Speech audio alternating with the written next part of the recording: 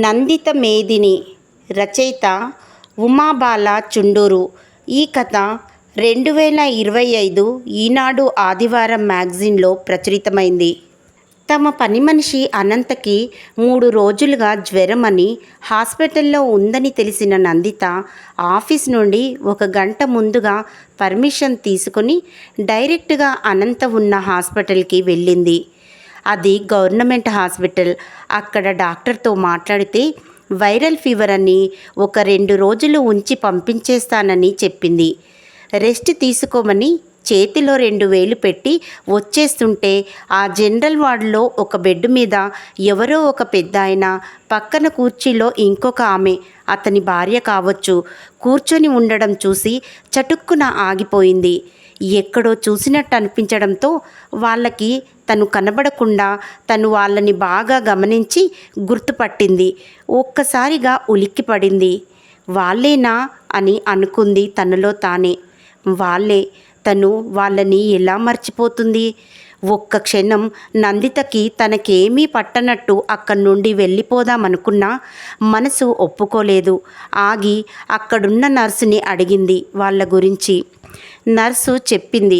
3 రోజుల క్రితం ఒకతను వాళ్ళ కొడుకు అనుకుంటా, అతన్ని ఇక్కడ చేర్చి మళ్ళీ వస్తానని వెళ్ళాడు. ఈ పెద్ద ఆయనకు శ్వాస తీసుకోవడంలో ఇబ్బంది ఉంది, దగ్గు కూడా వస్తుంది. మందులు ఇచ్చి తగ్గుముఖం పట్టాక ఇంటికి వెళ్ళిపోమ్మన్నారు. వాళ్ళు కొడుకు కోసం ఎదురు చూస్తున్నారు అని చెప్పింది. నందిత వాళ్లకు తెలియకుండా వాళ్ళ ఫోటోని తన మొబైల్లో తీసుకొని ఇంటికి వెళ్ళిపోయింది. ఆటోలో కూర్చుంది కానీ ఒకటే ఆలోచనలు, బాధ చుట్టుముట్టాయి. 25 ఏళ్ళు అయ్యుంటుందేమో వాళ్ళని చూసి. తన జీవితంలో మళ్ళీ ఎదురవుతారనుకోలేదు. ఎక్కడో చదివింది ఈ ప్రపంచం చాలా చిన్నది అని. నిజమే అనిపించింది. ఇంటికి వచ్చాక తన 2 ఏళ్ల కొడుకు పృథ్వీని చూసుకుంటున్న కేర్ టేకర్ లక్ష్మిని పంపించేసింది. తను డ్రెస్ మార్చుకొని అన్నం పప్పు వండి పృథ్వీకి స్నానం చేయించి వాడికి తొందరగా అన్నం పెట్టేసింది. తమ కోసం కూర చేస్తుంటే నందిత భర్త సాకేత్ వచ్చాడు.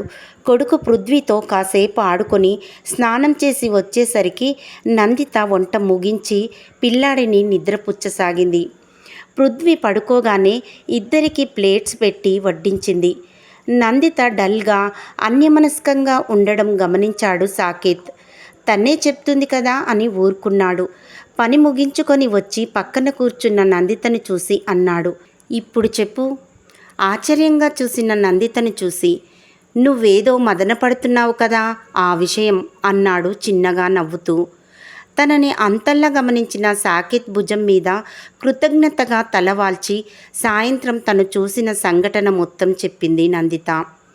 వాళ్ళని నేను గుర్తుపట్టాను సాకేత్. మర్చిపోయే గతమా నాది. వయసు మీరింది కానీ వాళ్ళవి అవే మొహాలు. వాళ్ళు నన్ను గుర్తుపట్టకపోవచ్చు, పెద్దవాళ్ళైపోయారు కదా. నేను కూడా పెద్దయ్యాను. 25 ఏళ్లలో నాలో కూడా చాలా మార్పులు వచ్చి ఉంటాయి కదా. నాకు 6-7 ఏళ్ళప్పుడు చూశారు. ఇప్పుడు నాకు 30 ఏళ్ళు. గతాన్ని మర్చిపోవాలంటారు, వర్తమానంలోనే జీవించాలంటారు. కానీ గాయపరిచిన గతాన్ని ఎలా మర్చిపోగలం సాకేత్ అంది నందిత. వాళ్ళని చీ అనుకొని మొహం తిప్పుకోవచ్చు, వాళ్ళకి బాగా అయిందని సంతోషపడవచ్చు. కానీ ఈ మనసుంది చూశావు, ఇదొక పెద్ద సమస్య నాకు. ఎక్కడో వాళ్ళ పట్ల జాలి వేస్తోంది. వాళ్ళని చెడామడా తిట్టాలని అనిపిస్తోంది. వాళ్ళని అలా అనాథల్లా చూస్తుంటే బాధగా కూడా ఉంది. నాలో అన్ని భావాలు కలగలిపి నన్ను తినేస్తున్నాయి. నేనేం చేయాలో అర్థం కావడం లేదు సాకేత్. నువ్వే చెప్పు అంటూ బాధపడింది. అప్పుడన్నాడు సాకేత్, నిజమే, నీ బాధ అర్థమైంది నాకు. ఒక పని చేద్దాం. నేను రేపొద్దున హాస్పిటల్కి వెళ్ళి ఎలాగో వాళ్ళని మన ఇంటికి తీసుకుని వస్తాను. మనం కొన్ని రోజులు ఉంచుకుందాం. తర్వాత ఏం చేయాలో నిర్ణయిద్దాం. వాళ్ళ అబ్బాయి వస్తే చూద్దాం. నీకు నచ్చినట్టు, నీకు మనశ్శాంతి ఉండేటట్టు చేద్దాం. అది ఏదైనా ఇక నువ్వేం ఆలోచించకు అన్నాడు నందితకి భరోసా ఇస్తూ. ఆ రాత్రి పడుకుంటే నందిత కళ్ళ ముందు గతం కదలాడింది. నందితకి తన తల్లిదండ్రులు లీలగా గుర్తు. ఒకరోజు అన్నయ్య, అమ్మ, నాన్న, తను ఫస్ట్ షోకి సినిమాకి వెళ్ళి తమ ఊరికి లాస్ట్ బస్సు తప్పిపోతే రెండెడ్ల బండి ఎక్కారు. ఆ చీకట్లో ఏమైందో ఏమో బండి తిరగబడి అందరూ పడిపోవడం తెలుసు. స్పృహ వచ్చేసరికి పెద్దనాన్న, పెద్దమ్మ వాళ్ళు ఏడుస్తూ ఉన్నారు. చుట్టుప్రక్కల వాళ్ళు జాలిగా చూస్తున్నారు. పిల్ల అనాథైపోయింది అంటున్నారు. మీరే ఆ పిల్లకు దిక్కు అని పెద్దనాన్న వాళ్ళకి చెప్తున్నారు. 3 రోజుల తర్వాత తనను రైల్లో వాళ్ళ ఊరికి తీసుకొని వెళ్ళారు పెద్దనాన్న, పెద్దమ్మ. పెద్దమ్మ ఎప్పుడూ నందితను తిడుతూ విసుక్కుంటూ ఉండేది. ఇది మనకు గుదిబండలా తగులుకుంది.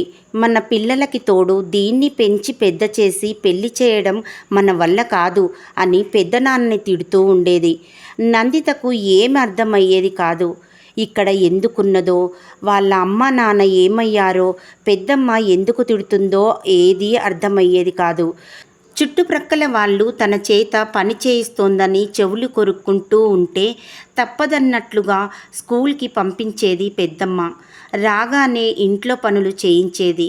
ఒకసారి హఠాత్తుగా తిరుపతి వెళ్తున్నామని అందరికీ చెప్పి తనని తీసుకొని బయలుదేరారు. నందితకు కొంచెం సరదా వేసింది రైల్లో ప్రయాణమని.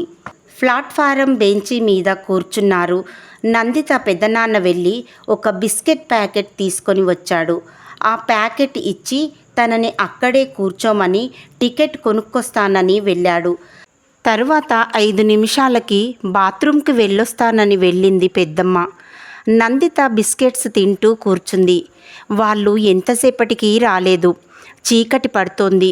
భయం వేసి ఏడుస్తూ కూర్చుంది. ఏడ్చి ఏడ్చి కొంచెం సేపటికి అక్కడే పడుకుండిపోయింది. తెల్లారి లేచేసరికి ఒక అనాథ ఆశ్రమంలో ఉంది. అక్కడ తన పేరు, ఊరు, అమ్మా నాన్నల పేర్లు అడిగారు. నందిత భయంతోనో షాక్తోనో ఏదీ చెప్పలేకపోయింది. ఎవరో మహానుభావుడు అక్కడికి తీసుకొని వచ్చాడట. వాళ్ళు పోలీసులకి ఫిర్యాదు చేశారు. నందిత వాళ్ళ తాలూకు జాడ తెలియలేదు. వాళ్ళే నందిత అని పేరు పెట్టి పెంచారు. నెమ్మదిగా నందిత అక్కడ అలవాటు పడసాగింది. చదువులో చురుగ్గా ఉండేది. స్కూల్లో అన్నింటిలోనూ చురుగ్గా ఉండి మంచి పేరు తెచ్చుకొని స్కాలర్షిప్ కూడా సంపాదించుకుంది. టీచర్లు తను అనాథ అని తెలిసి మరింత ప్రేమగా ఉండేవారు. తను అంత పట్టుదలగా చదువుతుంటే అందరికీ చూపించి మెచ్చుకునేవారు.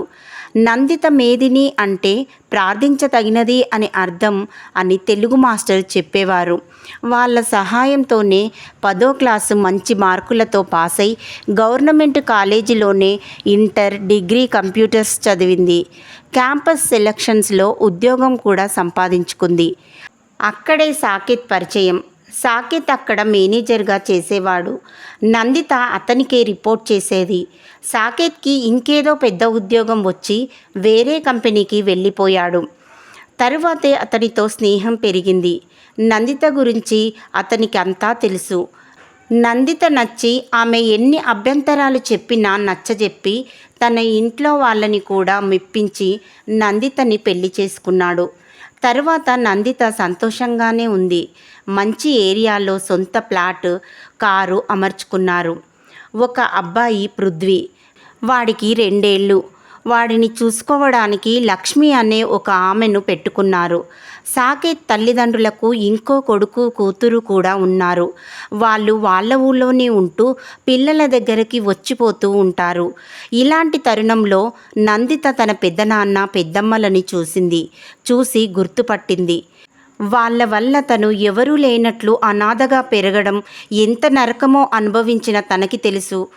దేవుడి దయ వల్ల ఎవరో మంచివాళ్ళు చూసి ఏదో ఆశ్రమంలో చేర్పించారు కాబట్టి తను సక్రమంగా పెరిగింది. లేకపోతే అని ఆలోచిస్తే గగుర్పాటు కలుగుతుంది నందితకి ఎప్పుడు. తన నిర్ణయం సరైనదేనా? నిజంగానే తనకి జరిగిన అన్యాయం గురించి వాళ్ళని ప్రశ్నిద్దామని తనకి ఉందా? ఏది అర్థం కావడం లేదు. సరే చూద్దాం అని బలవంతంగా నిద్రకి ఉపక్రమించింది. మర్నాడు సాకేత్ తను లేటుగా ఆఫీస్కి వెళ్తానన్నాడు. నందిత ఆ రోజు సెలవు పెట్టింది. సాకేత్ హాస్పిటల్కి వెళ్ళి తన కారులో వాళ్ళని తీసుకొని వచ్చాడు. వాళ్ళు ఇంత చక్కని ఇంట్లోకి తమని తీసుకొని వచ్చిన సాకేత్ని ఆశ్చర్యంగా చూశారు. వాళ్ళని కూర్చోమని, వీళ్ళే నా స్నేహితుడి తల్లిదండ్రులు. నేను చెప్పాను కదా, వీళ్ళబ్బాయి రాంప్రసాద్ నాకు స్నేహితుడు.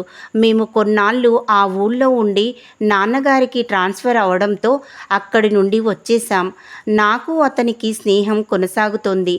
నిన్ననే నాకు ఫోన్ చేసి చెప్పాడు, కొంచెం బిజీగా ఉన్నాను, ఒక 4 రోజుల్లో వచ్చి అమ్మా నాన్నలను తీసుకొని వెళ్తాను, అంతవరకు నీ దగ్గర ఉంచుకో అని.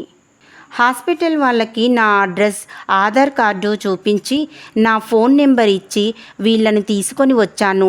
వీళ్ళు కూడా చాలా మొహమాట పడిపోయారు అన్నాడు నందితతో.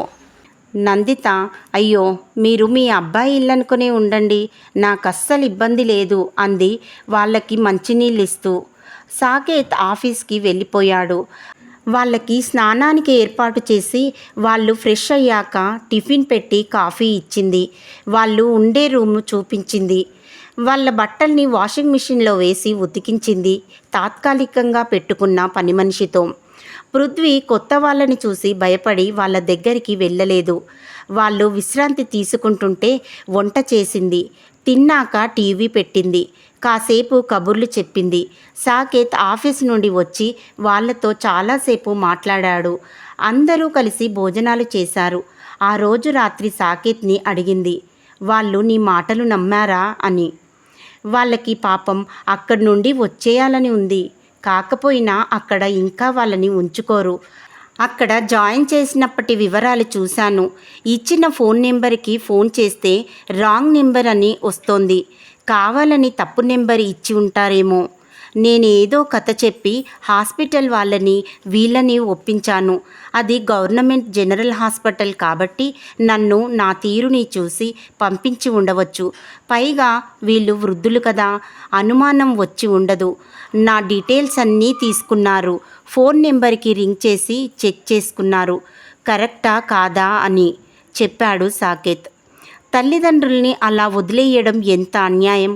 కానీ వాళ్ళు నీ విషయంలో అలాగే చేశారు కదా. మనం చేసిన తప్పుల ఫలితాలు ఎప్పుడో కాదు, ఈ జన్మలోనే అనుభవిస్తాం అనేది నిజం అన్నాడు సాకేత్. నందిత మాట్లాడలేదు, ఆలోచిస్తూ ఉండిపోయింది. మర్నాడు తను ఆఫీస్కి వెళ్ళాలని ఇంట్లో అన్ని ఏర్పాట్లు చేసి సాయంత్రం తొందరగా వచ్చేస్తానని చెప్పి వెళ్ళింది నందిత. ఇంట్లో ఏ అవసరం ఉన్నా బాబుని చూసుకుంటున్న లక్ష్మికి చెప్పమని, తన ఫోన్ నెంబర్ కూడా లక్ష్మి దగ్గర ఉందని చెప్పింది. మధ్యలో ఫోన్ చేసి వాళ్ళు భోజనం చేశారా లేదా అని కూడా కనుక్కుంది. లక్ష్మికి టీవీ పెట్టమని చెప్పింది. నందిత సాయంత్రం వచ్చేసరికి బాబు, లక్ష్మి హాల్లో ఉన్నారు. వాళ్ళు రూమ్లో రెస్ట్ తీసుకుంటూ ఉండవచ్చని తను వెళ్ళి ఫ్రెష్ అప్ అయి వచ్చింది. వచ్చాక వాళ్ళు ఏం చేస్తున్నారు అని అడిగింది లక్ష్మిని. వాళ్ళు వెళ్ళిపోయారు అని చెప్పింది లక్ష్మి. నందిత ఆశ్చర్యపోతూ ఉండగా ఒక మడత పెట్టిన పేపర్ తీసుకొని వచ్చి ఇచ్చింది. తను ఫోన్ చేస్తానన్నా మీకు తెలుసునని ఫోన్ చేయొద్దని చెప్పారంది. నందిత అయోమయంగానే ఆ ఉత్తరం తెరిచి చదివింది. అమ్మా సరు, మీ అమ్మా నాన్న అలాగే పిలిచేవారు. నీ పేరు సరస్వతి. నువ్వెంతో పెద్ద మనసుతో మమ్మల్ని మీ ఇంటికి తీసుకొచ్చావు. నిన్ను గుర్తుపట్టాం తల్లి. నీకు ఎవరో కానీ చక్కని పేరు పెట్టారు. నీ పై పెదవి మీద శనగ గింజంత పుట్టుమచ్చ, అచ్చు గుద్దినట్టు మీ నాన్న పోలికలు, మీ అమ్మలాగా పెద్ద జడ. నువ్వెవరో చెప్పాయి. నిన్ను చూస్తుంటే మీ నాన్నని చూసినట్టే ఉంది మాకు. ఇప్పుడు ఎన్ని మాటలు చెప్పి ఏం లాభం? నీకు లోకంలో ఎవ్వరూ చేయలేని అన్యాయం చేశాం మేము. నువ్వో గుదిబండగా అనుకొని నువ్వేమైపోతావో అన్న ఆలోచన కూడా లేకుండా దుర్మార్గంగా నిన్ను వదిలించుకున్నాం. నిన్ను వదిలి ఇంటికెళ్ళి 4 రోజులు బుడిబుడి రాగాలు తీశాం. నువ్వెక్కడ తప్పిపోయావని ఎంత వెతికినా కనబడలేదని పోలీసులకు ఫిర్యాదు కూడా ఇచ్చామని అందరికీ చెప్పాం. కొన్నాళ్ళు అందరూ ఆరా తీశారు. తర్వాత మాతో సహా అందరూ మర్చిపోయారు. వయసులో కన్ను మిన్ను కానక చేసిన పని వయసు మీరాక మమ్మల్ని సుఖంగా ఉండనివ్వలేదు. ఎంత తప్పు చేశామో అర్థమయ్యింది. నిజంగా నలుగురు పిల్లల్ని పెంచిన మాకు నిన్ను పెంచడం కష్టం కాదు. అయినా నిన్ను అమానుషంగా వదిలించుకున్నాం. పిల్లలు పెద్దవాళ్ళయ్యి వాళ్ళకి మేం బరువయ్యాక మేం చేసిన పాపమే ఇలా మమ్మల్ని శిక్షిస్తోంది అని తెలిసి వచ్చింది. కానీ ఏం లాభం? నిన్ను జీవితంలో మళ్ళీ చూస్తామనుకోలేదు. విచిత్రంగా నిన్ను చూడడమే కాకుండా నీ దగ్గర ఒకరోజు కూడా ఉన్నాం. అదే విధి అంటే. మేం అన్యాయం చేసినా దేవుడు నీకు అన్యాయం చెయ్యలేదు. ఎక్కడ పెరిగావో, ఎలా పెరిగావో, ఏ కష్టాలు పడ్డావో తెలియదు. కానీ తల్లి, నిన్ను నీ కుటుంబాన్ని చూస్తే నువ్వెంత చక్కగా ఉన్నావో తెలిసింది. నీ భర్త మంచితనం చూసాం, నీ మానవత్వం చూసాం. కానీ మంచితనం భరించడం కూడా శిక్షే తల్లి. మా వల్ల కాదు నీ దగ్గర ఉండడం. చేపలు అమ్మే ఒక ఆమె తుఫానులో మల్లెపూల దుకాణంలో తలదాచుకోవాల్సి వచ్చిందట. అక్కడ ఆ సువాసన భరించలేక తన చేపల గంపను తల పక్కన పెట్టుకొని పడుకుందట. అప్పుడు కానీ ఆమెకు నిద్ర పట్టలేదట. ఈ కథ మా చిన్నప్పుడు మా పెద్దవాళ్ళు చెప్పేవారు.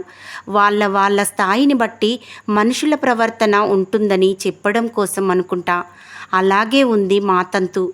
మీ అంత మంచి వాళ్ళ దగ్గర ఉండలేం. నిన్ను ప్రేమగా పెంచి పెద్ద చేసుంటే నీ దగ్గర హక్కుగా ఉండేవాళ్ళం తల్లి. ఇప్పుడు నిలువెత్తు మానవత్వం ముందు నిర్లజ్జగా ఉండలేం. మేము వెళ్ళిపోతున్నాం.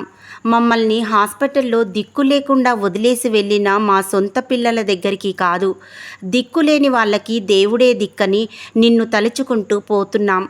ఎక్కడో అక్కడ నీడ దొరక్కపోదు. పిల్లలకి సంస్కారం మనం పెంచి పెద్ద చేసినంత మాత్రాన రాదు అని తెలిసింది. నువ్వు, మీ ఆయన, పిల్లాడు చల్లగా ఉండాలి. మమ్మల్ని క్షమించు అని అడగడానికి కూడా అర్హత లేని సూర్యకాంతం రామదాసు. ఉత్తరం పూర్తిగా చదివిన నందిత నిశ్చేష్ట అయింది. ఇంతటితో ఈ కథ సమాప్తం.